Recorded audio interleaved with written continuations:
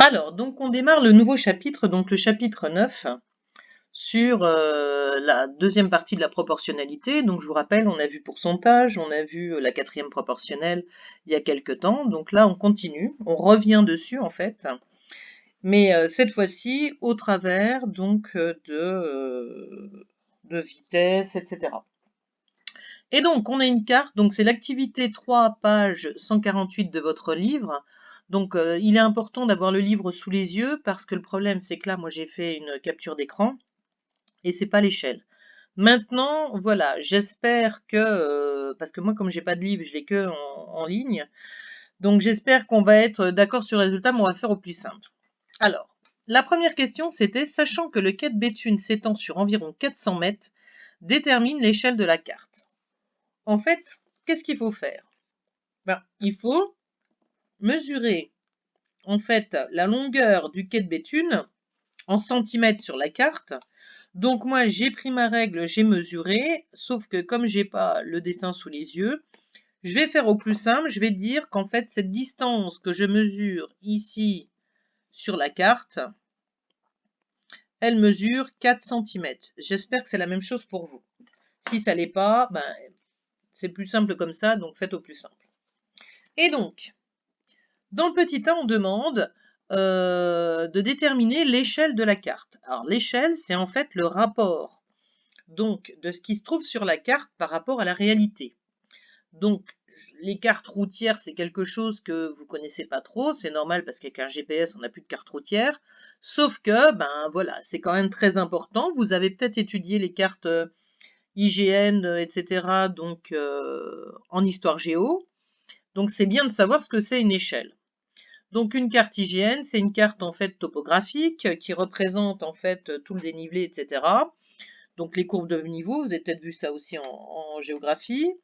Et c'est représenté, alors c'est pas représenté comme ça, c'est pas un croquis à main levée, c'est en fait toutes des mesures qui sont réelles, sauf qu'on ne pouvait pas faire la réalité sur une carte. Donc on a réduit, on a appliqué un coefficient pour que ça soit beaucoup plus petit. Et donc, si je mesure une longueur sur la carte, je dois être capable, en multipliant par une certaine valeur, de déterminer la grandeur réelle. Et donc, c'est ce qu'on appelle l'échelle. Alors, donc là, on nous demande, donc, sachant que le quai s'étend sur environ 400 mètres, de déterminer l'échelle de la carte. Je mesure sur la carte, il fait 4 cm. Donc, 4 cm sur la carte représente, combien on a dit? Donc, 400 mètres en réel. Je ne sais pas si c'est écrit comme ça. Bref. Donc, nous, c'est pas un rapport comme ça qu'on veut, c'est savoir combien 1 cm sur la carte représente. Eh bien, qu'est-ce que je vais faire? Donc ici, si je veux savoir 1 cm sur la carte, combien ça représente, combien je fais, quelle opération je fais pour passer de 4 à 1? En fait, je vais diviser par 4. Donc si je divise par 4 ici, je fais la même chose ici, puisque c'est proportionnel, je vous rappelle. Et donc, ça fera donc 400 sur 4, soit 100 mètres réels. Donc, mon échelle, c'est 1 cm sur la carte représente 100 mètres réels. Donc, le problème, c'est qu'on veut tout dans la même unité. Donc, je vais réécrire que 1 cm sur la carte représente, donc 100 mètres, je vais multiplier par 1 mètre, c'est 100 cm, donc je multiplie par 100, donc j'obtiens 10 000 cm en réalité. Donc l'échelle,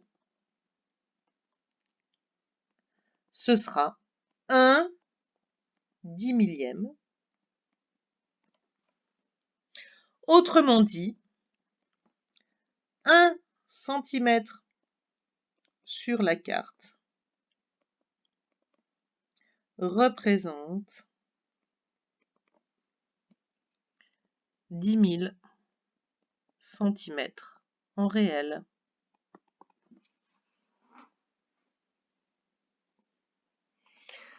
Donc, alors ça, normalement, vous l'avez vu un peu l'année dernière, puisque dans le pays, on avait, On avait travaillé aussi sur l'échelle, hein, avec la... Comment? Avec la... Mince, j'ai perdu le nom. Donc, bref, je sais plus, ça reviendra. Allez, on passe au petit b. Hop là, tout s'est rétréci, super. Donc, le petit b. En flânant, Martin a mis 10 minutes pour aller d'un bout à l'autre du quai de Béthune. À ce rythme, quelle distance aura-t-il parcouru en 1 heure? Donc, il a mis 10 minutes pour faire... Combien est la longueur du quai de Béthune? On a vu, c'est 400 mètres.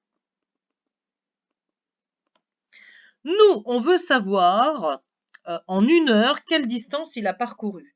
Donc, qu'est-ce qu'on doit faire cette fois-ci? On veut plus 10 minutes, on veut 1 heure. Sachant que 1 heure, c'est égal à 60 minutes. Ok? Donc, qu'est-ce que je fais pour passer de 1 à 60? J'ai multiplié par 6. Donc, je vais faire la même chose de l'autre côté. Je vais multiplier mon 400 par 6 aussi. Et donc, il mettra 1 heure pour faire 400 fois 6 égale 2400 mètres, soit 2,4 km. Donc, est-ce qu'on peut dire de la vitesse moyenne? Donc, la vitesse moyenne, hop, j'arrive plus à écrire, est 2,4 km par heure. Enfin, on passe au petit c, à la dernière question. En continuant à marcher à la même vitesse, combien de temps mettra-t-il pour aller d'un bout à l'autre de la rue Saint-Louis en Lille, qui fait 540 mètres? Qu'est-ce que je vais faire? Je vais faire un tableau de proportionnalité. Sachant qu'il a mis... Oh, à chaque fois ça coince, là. Voilà. Sachant qu'il a mis 10 minutes pour faire 400 mètres, combien est-ce qu'il va faire pour faire 140 mètres? Eh bien, je fais le produit en croix. 10 fois 540 sur 400, c'est égal à 13,5. Donc, il a mis 13,5 minutes pour faire